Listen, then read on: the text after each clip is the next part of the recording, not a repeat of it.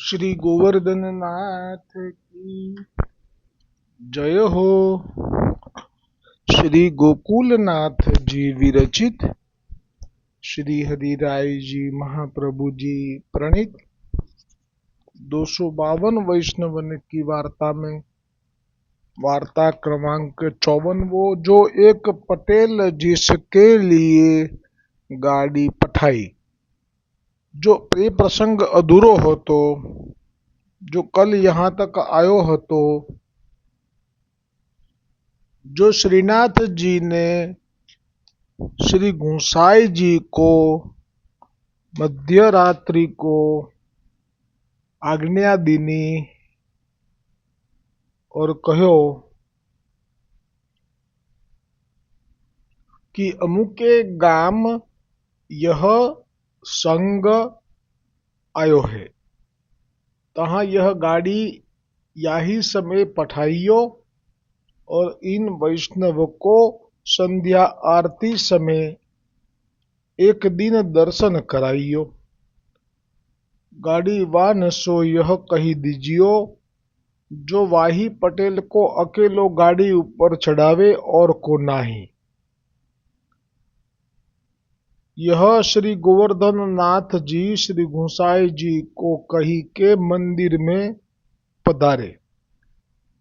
तब श्री गुसाई जी उठी के देखे तो रात्रि घड़ी 4 अथवा 5 पिछली बाकी है। तब श्री गुसाई जी अपनी खासा गाड़ी मंगाए और फिर आगे जो प्रसंग आयो हतो, जो ये सब वैष्णवन को पूछो जो पटेल कहाँ है। तब ये वैष्णव जानियो जो ये श्री गुसाई जी जानेंगे तो रीस करेंगे। तब अब तो आया को अपने साथ ही गाड़ी में बैठाए ले जानो, परंतु वो गाड़ीवान आज्ञा ते आयो हतो ताते उनको पुकार्यो, बेगी जानो हतो। श्री गुसाई जी बेगी बुलाए है। तो 4 घड़ी में यहाँ आयो हूँ ऐसो कहो। 4 घड़ी 1 घड़ी એટલે ગઈકાલે બોલવામાં ભૂલ હતી। 24 મિનિટ થાય 1 ઘડી એટલે 24 દુ 48 48 દુ 56 1 કલાક લાગ્યો ગાડીમાં આયા ને એમાં। तासो हो तो को 4 घड़ी में सगरे साथ ते पहले दर्शन श्री गोवर्धन नाथ जी के कराऊंगो। એટલે એને બૂમ પાડી અને પેલા પટેલને બોલાયો અને પટેલને કહ્યું કે તું જલ્દી આ ગાડીમાં આવી जा, મોડું થઈ રહ્યું છે તને। પેલો તો કંઈ સમજી શકતો જ નથી કે આ કેમ મને બોલાવે છે, કારણ કે એ જ્યારે ગુજરાતના ગામડામાં સેવક થયો અને એ વખતે શ્રી ગુસાઈજીથી સેવક થયા પછી બીજી વાર તો ક્યારેય મળ્યો જ નથી અને શ્રી ગુસાઈજી સાથે કોઈ અંગત તો એવો સંબંધ પણ એને બાંધ્યો નથી, પત્ર વ્યવહાર કર્યો હોય અને એવું કંઈ એવું પણ નથી। આ એટલું છે કે શ્રી ગુસાઈજી જ્યારે આ પધાર્યા ત્યારે શ્રી ગુસાઈજીના દર્શન અને શ્રી ગુસાઈજીના વાણી વચનથી એના હૃદયમાં એ વિરહ હતો કે ફરી મને ક્યારે દર્શન થાય। અને બીજું એ હતું કે જે વૈષ્ણવોથી ચર્ચા થાય અને સાંભળે કે શ્રી ગોવર્ધનનાથજી શ્રી ગોવર્ધન પર્વત ઉપર પ્રગટ થયા છે અને મહાપ્રભુજી વલ્ભાચાર્યજીએ આપે એમને ત્યાં પાટે પધરાવ્યા છે અને એ જ પુષ્ટિ માર્ગના સર્વે સર્વા છે। આ 2 કારણથી તાપ હતો દર્શનનો, પરંતુ અને આખી રાત જાગતો રહ્યો। એને એમ થયું કે હવે હું નહીં પહોંચી શકું, મારું શરીર તો હવે તાવ આવ્યો છે, જવર બુખાર, એટલે હું તો હવે એક ડગલું પણ નહીં માડી શકું। અને આ લોકોને કહ્યું તો આ લોકોએ એની વાત ના માની, એવું લખ્યું છે, ના માની એટલે માન્યું જ નહીં। અને પછી શ્રી ગોવર્ધનનાથજીથી ના સહન થયું એટલે હવે આ ગાડીવાળાએ કહ્યું, પણ આને તો એમ થાય કે મને કેમ બોલાવે છે, એટલે ફરીવાર જાણ્યું કે શું કહે છે આ। એટલે ગાડીવાળાએ કહ્યું કે તું જલ્દી ચલ, મોડું થશે તો કો શ્રી ગુસાઈજી બેગી બેગી બુલાએ હે। तो को प्रभु अपनी खासा गाड़ी असवारी की पठाई है। कारण કે આ ગાડીવાળને તો ખબર ના હોય ને કે ગોવર્ધનનાથજીએ મધ્યરાત્રિએ પ્રગટ થઈ શ્રી ગુસાઈજી જ્યાં શયન કરી રહ્યા હતા આપના ઘરમાં ત્યાં પ્રગટ થઈ અને આવી આજ્ઞા કરી છે, એવી તો એ ખબર ના હોય ગાડીવાળને। શ્રી ગુસાઈજી આવી વાતો ના કરે એટલે એવું કહ્યું કે શ્રી ગુસાઈજી બેગી બેગી बुलाए है। ખરેખર તો ગોવર્ધનનાથજીએ બેગી બેગી बुलाया છે। और तो को प्रभु अपनी खासा गाड़ी असवारी की पठाई है। सो गरी चारी में यहाँ आयो हूँ। कासो हो तो को गरी चारी में सगरे संग के पहले दर्शन श्री गोवर्धन नाथ जी के कराऊंगो। ताते तू असवार होई तब वह पटेल को प्रभुन की अतुल कृपा जानी रोमांच होई आयो। એ વખતે જે એને હૃદયમાં શ્રી ગુસાઈજીના સર્વપ્રથમ સેવક થયો અને દર્શન થયા હતા તે સ્મરણ થયું। પછી જે પોતાના કાચા લીપેલા મકાનમાં નિષ્કિંચન છે, એટલે કોઈ રાચ રચેલું નથી, હા રોજ જાય મહેનત કરવા અને જે દ્રવ્યો મળે એ કંઈ પણ કામ કરતો હશે, એનું વર્ણન નથી કરેલું, પણ એ જે મહેનત મજૂરી કરે અને એને જે દ્રવ્યો મળે એમાંથી એ બજારમાંથી સીધું લાવી અને એને સિદ્ધ કરી અને મનોમન ગોવર્ધનનાથજીને ભોગ ધરતો, બસ આટલું જ કરતો। એ બીજી કોઈ એને પાઠ પણ નથી આવડતા, અષ્ટાક્ષર કરતો હશે કે નહીં એનું વર્ણન પણ નથી, પણ એ ભોગ ધરીને મનોમન લેતો। એટલે ગોવર્ધનનાથજીનું રોજ સ્મરણ કરે ભોગ ધરતી વખતે, કાની આપે ને મનોમન, શ્રી મહાપ્રભુજી, શ્રી ગુસાઈજી, અષ્ટસખા 84-252 વૈષ્ણવોની કાનીથી, હે ગોવર્ધનનાથ આપા રાજ ભોગારોગો, અશયન ભોગારોગો, આટલું સ્મરણ કરે અને શ્રી ગુસાઈજીના દર્શન થયા એ વારંવાર વાગોળે, બસ આટલો જ એને અનુભવ છે। પણ આજે તો આ બધા જ દ્રવ્યપાત્રની વચ્ચે એને એવું કહ્યું કે તને એકલાને જ લઈ જવાનો છે, આ લોકોને એમાંથી કોઈને નહીં, આવી આજ્ઞા છે। એટલે હવે પ્રભુની અતુલ કૃપા એ જાણી ગયા। ભલે સાધારણ છે, અભણ બી હશે, નિષ્કિંચન તો છે જ, પણ ભાવની દુનિયામાં આ બધી વસ્તુઓનો કોઈ પ્રભાવ નથી હોતો। જે આ ભાવની દુનિયા છે એમાં પ્રભાવ નથી હોતો। જેમ શબરીના ઝૂંપડી ઉપર જ્યારે જવા માટે રામજી પૂછી રહ્યા હતા કે આ શબરીનું ઝૂંપડી ક્યાં છે, શબરીની ઝૂંપડી, ત્યારે એવું લાગ્યું હતું શબરીનો આશ્રમ એવું પૂછતા હતા, ત્યારે લક્ષ્મણજીને એવું લાગ્યું હતું કે કોઈ બહુ મોટી સાધ્વી હશે, બહુ તપસ્વી હશે અને બહુ જ એણે બધું સિદ્ધિ પ્રાપ્ત કરી હશે। પરંતુ ત્યાં ગયા પછી જોયું તો આ તો સાધારણ કોઈ ભીલ સ્ત્રી છે। એટલે ભગવાન રામની સાથે જ રહેવાવાળા લક્ષ્મણજી શેષ અવતાર એ પણ આ રામચંદ્રજીનો અને એમનો ભાવ જે છે શબરીનો એ કળી ના શક્યા। એટલે બોર જ્યારે એમને લેવડાવતા અને ચાખીને લેવડાવતા એટલે એ તો ન લેતા, એ પાછળ ફેંકી દેતા, દેખાવ ખાતર હાથમાં લે પણ પછી ખભાથી પાછળના તરફ નાખી પધરાઈ દે, અને રામજીએ તો આરોગ્ય, કારણ કે ભાન ભૂલી ગયા। જેમ ભક્ત ભાન ભૂલે તો પ્રભુ ભાન ભૂલે। એટલે જે સ્થિતિ થઈ અત્યારે, એટલે આવી જે અતિ કૃપા શબ્દ શ્રી ગોકુલનાથજી અહીંયા વર્ણવ્યો, અતુલ કૃપા જાની રોમાંચ હોઈ આવ્યો। તો આ જે રોમાંચ થયો એમના હૃદયમાં કે મને શ્રી ગુસાઈજીએ આવી રીતે પ્રથમ દર્શન કરાવવા માટે શું આપની ખાસા ગાડી મોકલી? હવે આ તો વર્ણન જ એવું છે એ ગાડીવાનના મુખમાંથી કે એ આ પટેલ જીરવી શકે એમ સ્થિતિમાં નથી, અને એવું જ થશે જ્યાં શ્રી ગુસાઈજી સન્મુખ થશે તો એ સ્થિતિ થવાની છે આની। જીરવવું પણ ભારે છે, આ પ્રભુ કૃપા જીરવવી એટલી કઠિન છે।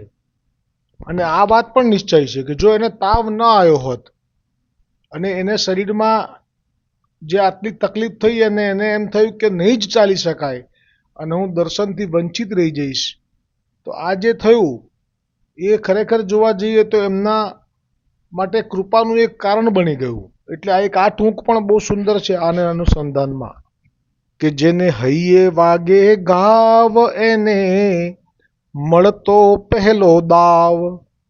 જેને હૈયે વાગે ગાવ એને મળતો પહેલો દાવ. એટલે કયો ઘાવ લાગ્યો એને?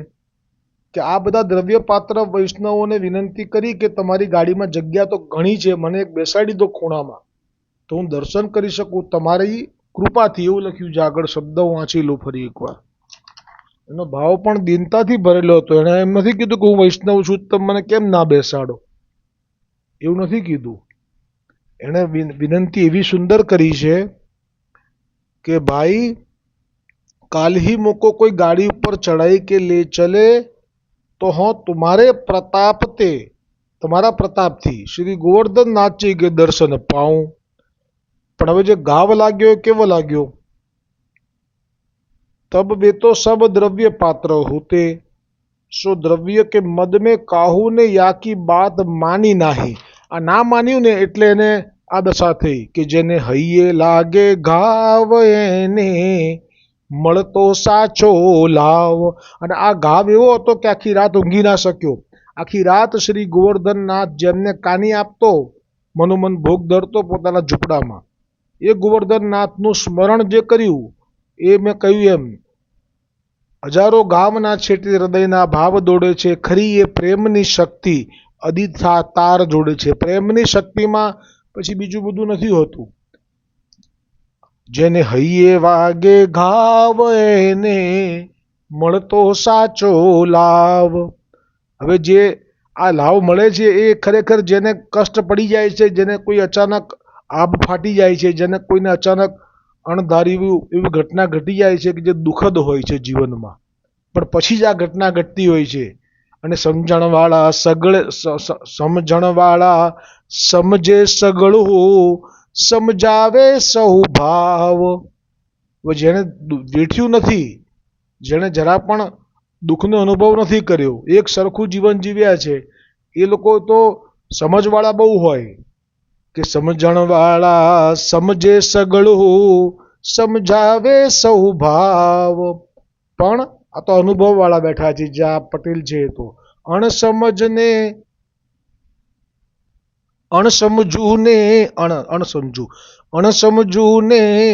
એક સમજ છે, અણસમજુ ને એક સમજ છે, લેતા સાચો લાવ. જેને હૈયે વાગે ઘાવ એને મળતો પહેલો દાવ. એટલે ખરેખર જ પહેલો દાવ મળ્યો કહેવાય હતો. એટલો રોમાંચ થયો શ્રી ગુસાઈજીના ગાડીવાનની આજ્ઞા શ્રવણ કરીને. તાતે પાછે એ ગાડી શ્રી ગુસાઈજીના ખાસા ગાડી હોવાથી પહેલાં તો એ ગાડીને જ સાષ્ટાંગ દંડવત કર્યા. એટલે પસંદ કરે ગોવર્ધનનાથજી કોઈ જીવને તો એ બધું આ લોકોને દેખાતું નથી, અત્યારે જોઈ રહ્યા છે કે પહેલો તો આ દંડવત કરે છે. સાક્ષાત શ્રી ગુસાઈજી જાણે કે આ પધાર્યા મને લેવા, એમની ગાડી છે એટલે તેવો જ ભાવ થવો જોઈએ ને.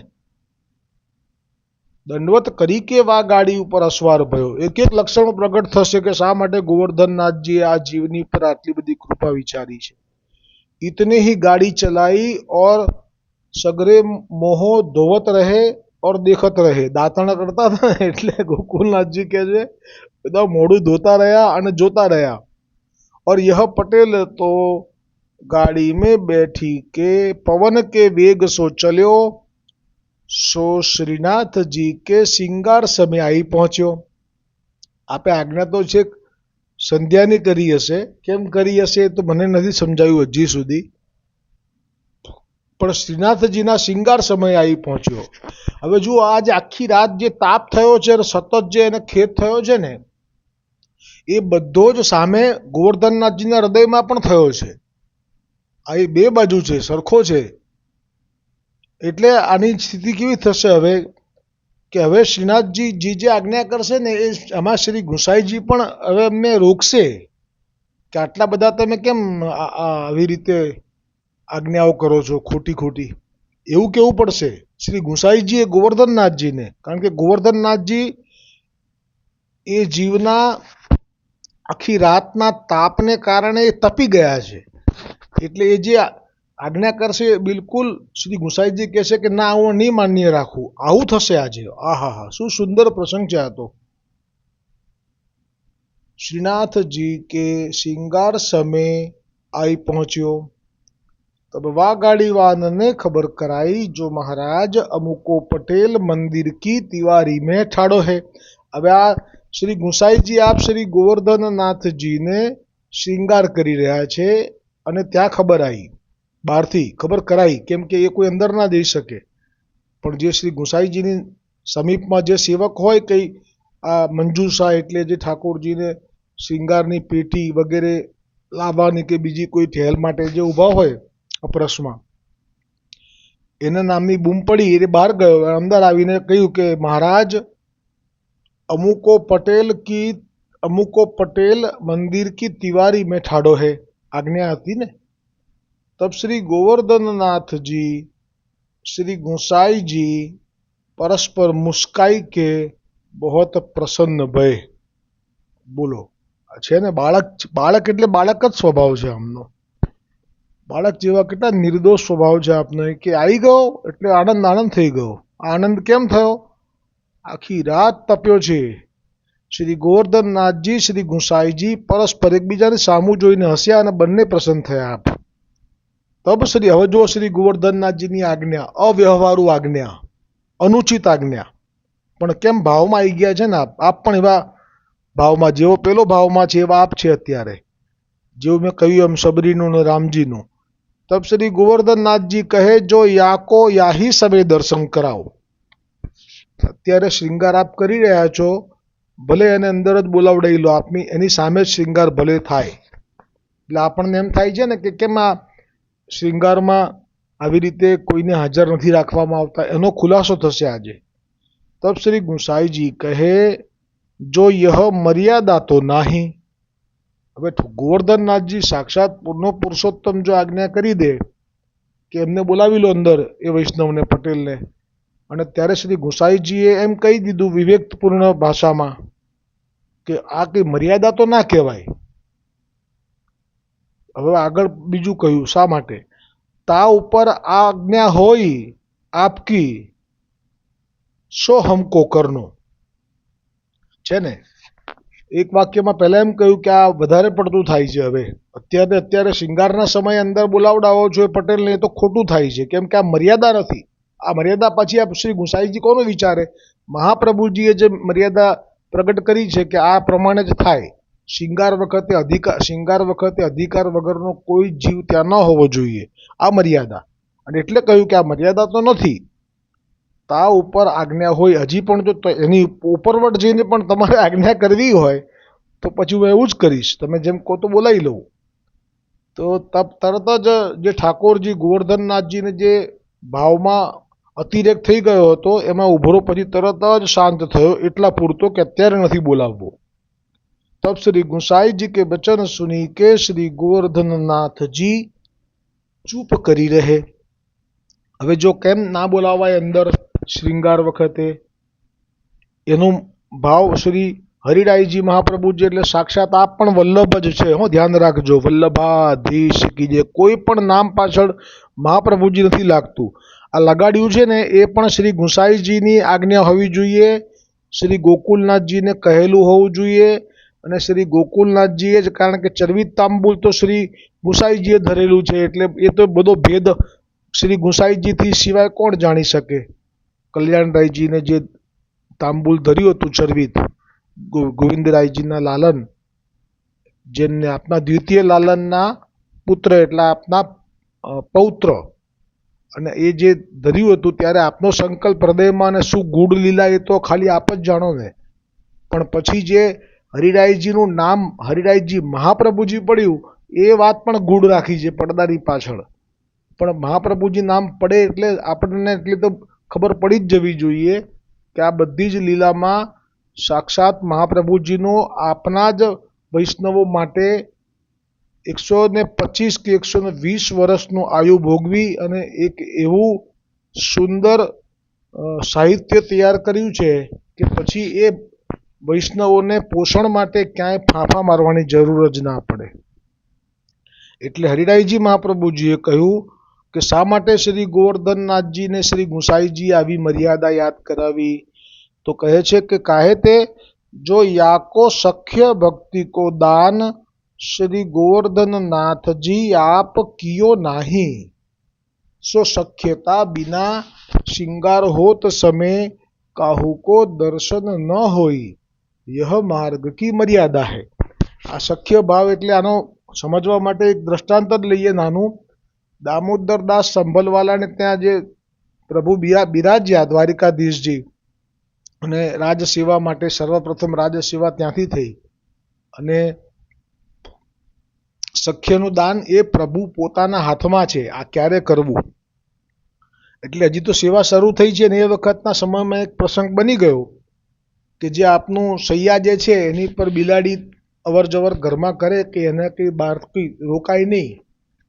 એટલે પોતે સેવામાં હોય સામગ્રી સિદ્ધ કરવામાં. એ દરમિયાનમાં એમની પત્ની સ્ત્રી એ કોઈ બીજી ચાકરીમાં હોય પરચારગીમાં, અને એ વખતે બિલાડી આવી અને શ્રી દ્વારિકાધીશજીની સજ્જા ઉપર બગાડ્યું. એટલે એ વખતે આ સખ્ય ભાવનું દાન એ પ્રભુ પોતે સમય ગયા પછી લાગે કે ના કરવા જેવું યોગ્ય છે તો કરે, નહીતર ન કરે. એટલે તો આ માર્ગમાં કોઈ એમ કહે કે આટલી સેવા કરે, આટલા પાઠ કરે, આટલા જાપ કરે તો આમ કેમ? તો એમાં બી શ્રી ગુસાઈજી આવી ગઈ વાત. ગુસાઈજીએ કહ્યું કે આમાં એવું કોઈ પ્રમાણ જ નથી. એ આપ જ્યારે ઈચ્છે ત્યારે એ પ્રમાણે દાન થાય, બાકી ન પણ થાય. કોઈ જબરજસ્તી એ ના ચાલે. એટલે સખ્ય દાન થયું નહોતું અને આવી સખ્યની રીતે બોલવા ગયા હસવામાં. એમને કે બીજો દોષ નો કે બીજો મનમાં ભાવ નહોતો, પણ હસવામાં જ બોલ્યા કે આપની સજ્જાનું ધ્યાન આપે ના રાખ્યું અને પેલી બિલાડી બગાડીને જતી રહી, એવી રીતે બોલ્યા સહજ. પણ ગોવર્ધનનાથજીએ આ દાન નહોતું આપ્યું સખ્ય ભાવનું. એટલે પછી આપે જે ભોગનો થાળ ધર્યો એ આખો થાળ ઉલાળી દીધો. એમ પણ ના વિચાર્યું કે આ સામગ્રી છાંટવામાં, દળવામાં, સિદ્ધ કરવામાં અને સાજવામાં કેટલો સમય ગયો હશે. બધું ઊંધું કરી દીધું. આ આપનો આવો સ્વભાવ છે. એટલે હવે આ સ્વભાવ આપે જ યાદ કરાયો શ્રી ગુસાઈજીએ કે આપે. અને ગુસાઈજીને તો ખબર હોય ને કે આ જીવ ઉપર આવી સખ્ય ભક્તિનું દાન તો કર્યું જ નથી, કારણ કે પાત્રતા નહીં હોય એની. તા પાછે શ્રૃંગાર જબ હોઈ રહ્યો તબ સગરેન કે પહેલે યાકો દર્શન ભયો. તા પાછે શ્રૃંગાર કે કિવાડ ખુલે. એટલે બધાય માટે જે દર્શન ખુલે ને એ પહેલા, પણ શ્રૃંગાર થઈ ગયા પછી અંદર બોલાવીને, જેમ કે આપણે બ્રહ્મ સંબંધ માટે ઠાકોરજીની સન્મુખ આપણને આચાર્ય કુલ બાલક બોલાવે, અને પણ ટેરો હોય, બધાને માટે ટેરો હોય, પણ આપણને સન્મુખ લઈ જાય. આ બહુ અદ્ભુત લાભો હોય છે. અને ફક્ત આપણે હોઈએ, સામે ઠાકોરજી હોય અને જમણી બાજુએ શ્રી આચાર્ય કુલ બાલક હોય. આ એક ટેરાની અંદર થતી આ વાત છે. એવી રીતે ટેરાની અંદર એને સૌથી પહેલા દર્શન કરાવ્યા, કારણ કે તાપ હતો ને આખી રાતનો, કે હું કેવી રીતે આ તાવ છે આવું ચાલીને આવ્યો, હવે તો મારાથી નહીં ચલાય. એટલે દર્શન થયા. તા પાછે શ્રૃંગાર કે કિવાડ ખુલે. पाछे वह वैष्णव श्री गोवर्धननाथ जी के दर्शन करी अति आनंद पायो. ता पाछे श्री गोवर्धननाथ जी को गोपी वल्लभ भोग तरीके श्री गुसाई जी बाहिर पधारे. એટલે આ ગોપી વલ્લભ ભોગ એ શ્રૃંગાર પછી અને રાજભોગની વચ્ચે આવે છે, કારણ કે ઠાકોરજીને રાજભોગ પહેલા જ્યારે આપને એક વખત શ્રમ પડ્યો જાણી, અને આ ગોપી વલ્લભ ભોગ શ્રી મહાપ્રભુજીએ જ આપે પ્રારંભ કરાવેલો હતો. गोपी वल्लभ भोग तरीके श्री गुसाई जी बाहिर पधारे तब वा पटेल को बाहिर निकट बुलायो. હવે જુઓ આ શ્રી ગોવર્ધનનાથજીએ કૃપા વિચારી છે, એટલે હવે શ્રી ગુસાઈજી આની પર કેટલી કૃપા કરશે જોજો. તબ વા પટેલ કો બાહિર નિકટ બુલાયો. तब वह पटेल दंडवत करी के ठाड़ो रहो.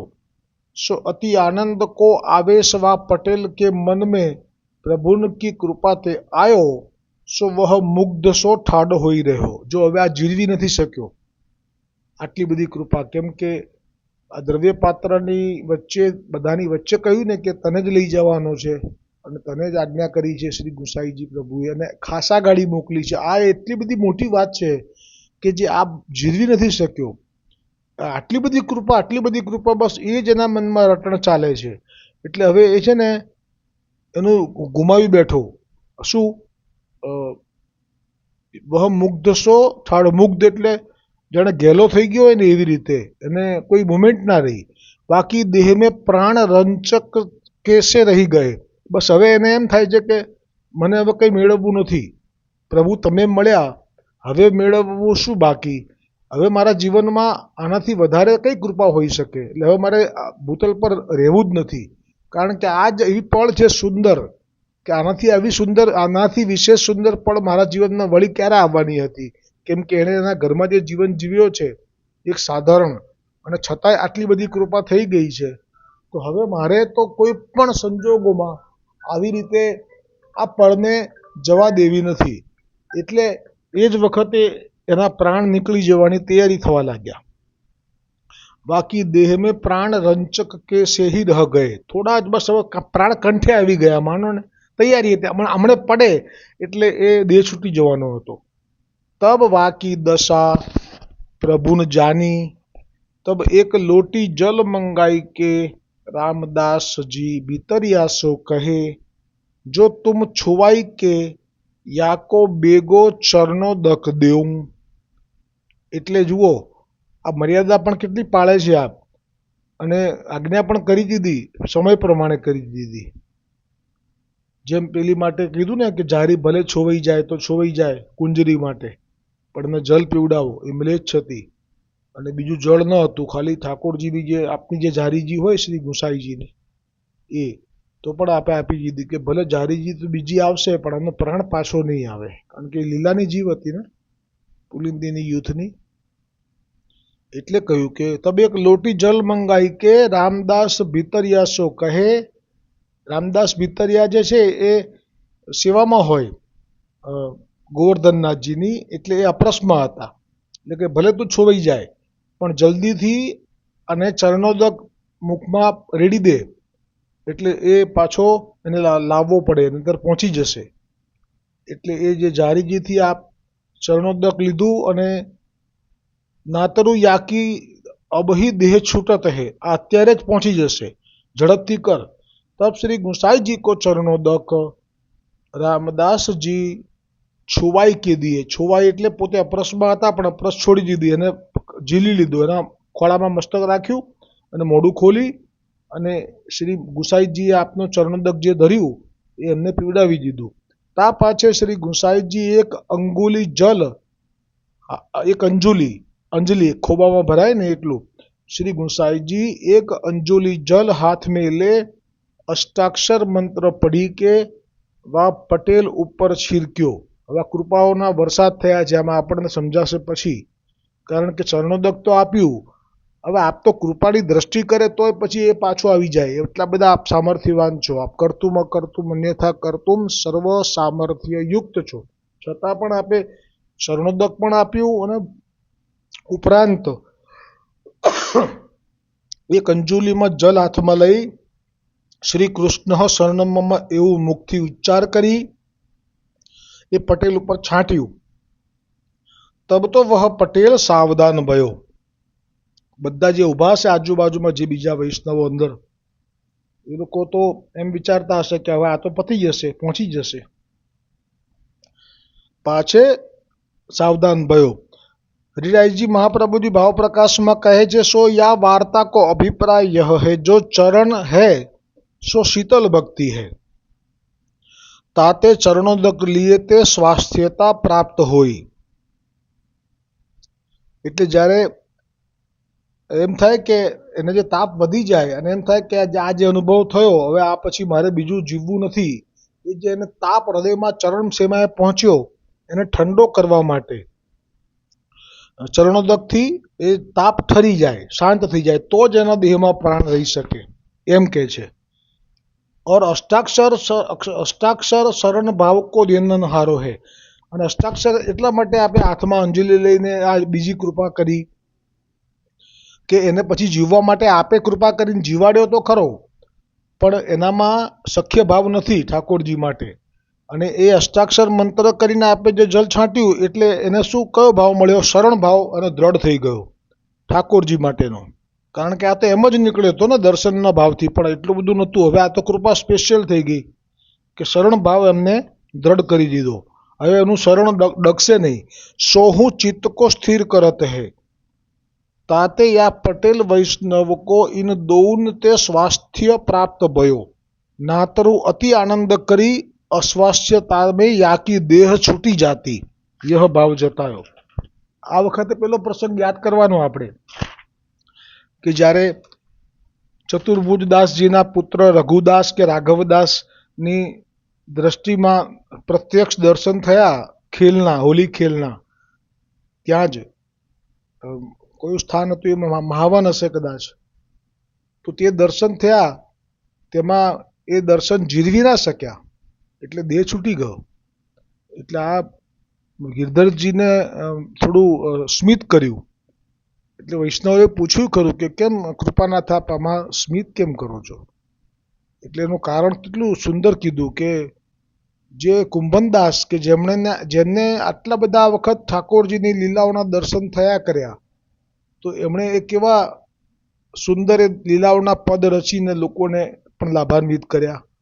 એમના પુત્ર ચતુર્ભુજદાસે પણ એ જ રીતે પ્રત્યક્ષ દર્શન અનેક વાર લીલાઓનો લાભ લીધો, સંવાદ કર્યો, એમની સાથે લડ્યા ઝઘડ્યા, મીઠા સંસ્મરણો સાથે એમનું જીવન વ્યતીત થયું. પણ આમને તો એક જ વખત દર્શન થયા અને દેહ છૂટી ગયો. એટલે હસવું આવ્યું કે આવા કુંભનદાસજીના પૌત્ર ચતુર્ભુજદાસજીના પુત્ર થઈને આવું, એટલે આ જીરવવું એ કંઈ કાચા પોચાનું કામ નથી.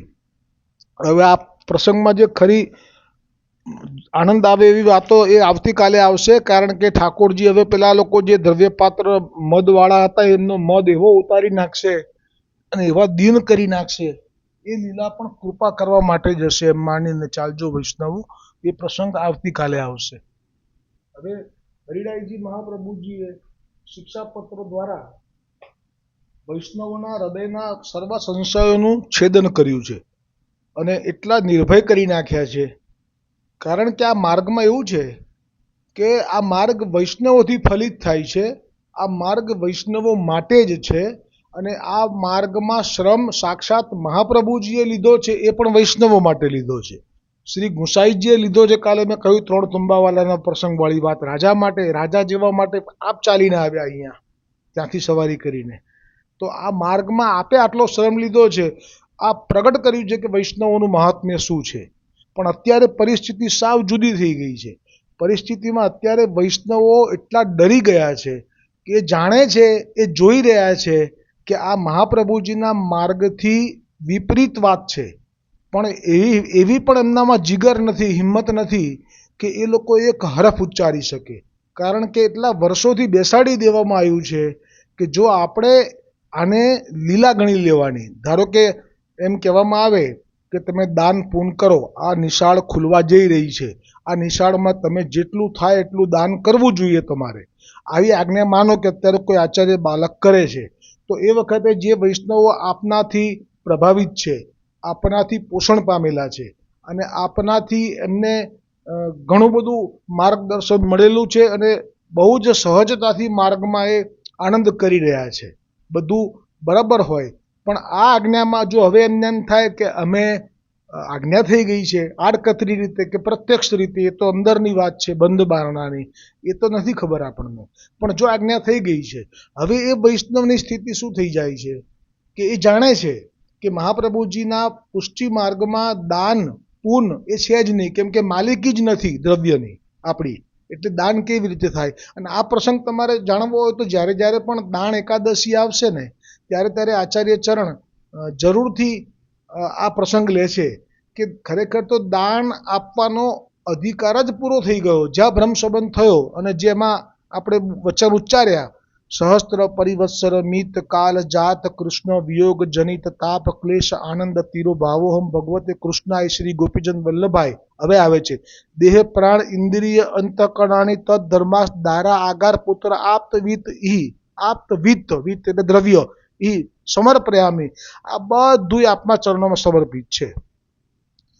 મેં કહ્યું ને કે જ્યારે નાગજી ભટ્ટને કોઈએ જાણ્યું કે એમને દ્રવ્યનો સંકોચ છે અને ઘરે કન્યાનો લગ્ન છે, તો જે ખંભાતના વૈષ્ણવોએ પોતાનું જે દ્રવ્ય પોતાની માલિકીનું ગણેલું હતું એવું નથી, એમાં પણ એમનો સમર્પણનો જ ભાવ હતો.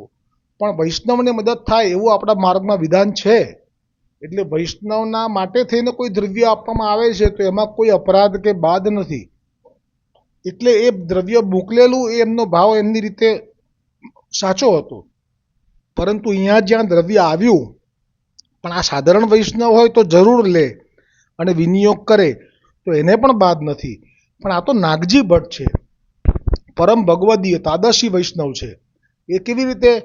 કારણ કે એમણે તરત છૂટું પાડ્યું કે આ દ્રવ્ય એ તો આ વૈષ્ણવોનું છે, આ દ્રવ્ય એ તો ગોવર્ધનનાથજીને સમર્પણ કરી દીધેલું છે, અને આ દ્રવ્યને હું લઉં અને મારા લૌકિક, કેમ કે કન્યાનું લગ્ન એ લૌકિકમાં ગણાઈ જાય, તો લૌકિકમાં કેવી રીતે વાપરું?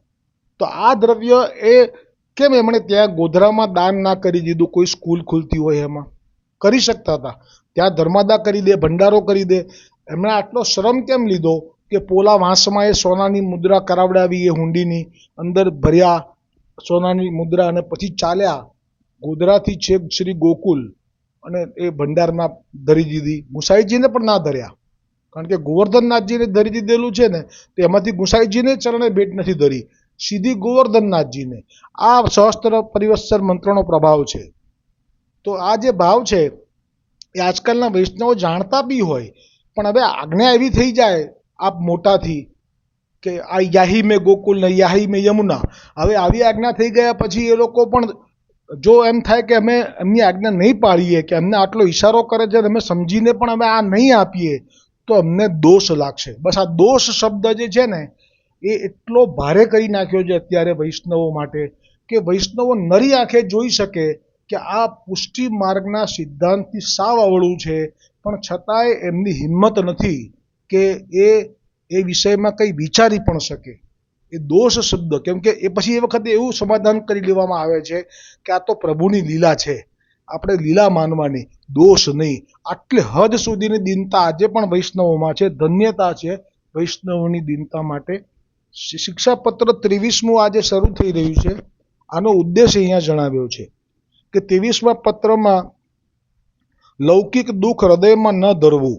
એટલે જેના ઘરમાં લૌકિક મુશ્કેલીઓ હોય એને હૃદય સુધી નહીં આવવા દેવાની. એનું કારણ પછી કહે છે કે અલૌકિકની ચિંતા ન કરવી. અને અલૌકિક એટલે મારું આ બ્રહ્મસંબંધ થયું છે તો શું મારી બીજી કોઈ ગતિ તો નહીં થઈ જાય ને? અને બહિર્મુક્તા ન રાખવી. બહિર્મુક્તાની નિવૃત્તિના પ્રકાર શ્રી ભાગવતનો પાઠ તથા શ્રી ભાગવતનું અર્થ શ્રવણ તથા બહિર્મુક્તાથી બચવાના અલગ અલગ પ્રકાર કયા છે. ભાગવતનો પાઠ કરવાનો કહ્યો ઘરે, ભાગવતનું અર્થ શ્રવણ કરવાનું કહ્યું, વૈષ્ણવોનો સંગ કરવાનો કહ્યો, અને નિવેદનનું સ્મરણ કરવાનું કહ્યું. જો આવ્યું ને બ્રહ્મસંબંધ મંત્ર. સદા ભગવદ નામ ગ્રહણ કરવાનું કહ્યું, અષ્ટાક્ષર. સદા શરણ ભાવના, એટલે કે હું ગોવર્ધનનાથજીનો છું અને બધું એમને સમર્પિત કરીને બેઠેલો છું, ઇત્યાદિ કરવા. અષ્ટાક્ષરનો ઉચ્ચાર કર્યા કરવો.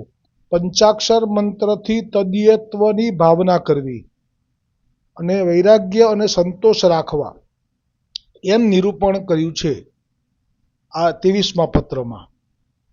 અને છેલ્લે કહ્યું, ઉપર કહ્યું એટલે કે આ 22મા શ્લોકમાં જે કહ્યું ને આપે હરિકૃષ્ણ નામના વૈષ્ણવના ભગવદીયાના સંગ માટેની આપના લઘુ ભ્રાતાને જે આજ્ઞા કરીને એ વિષયમાં ફરી કહે છે.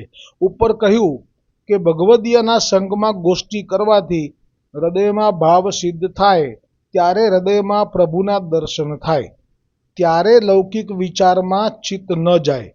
ત્યાં સુધી ભાવ કેમ આવી શકે? એ સર્વ પ્રકાર અત્રે 23મા શિક્ષાપત્રમાં નિરૂપણ કરવામાં આવેલ છે.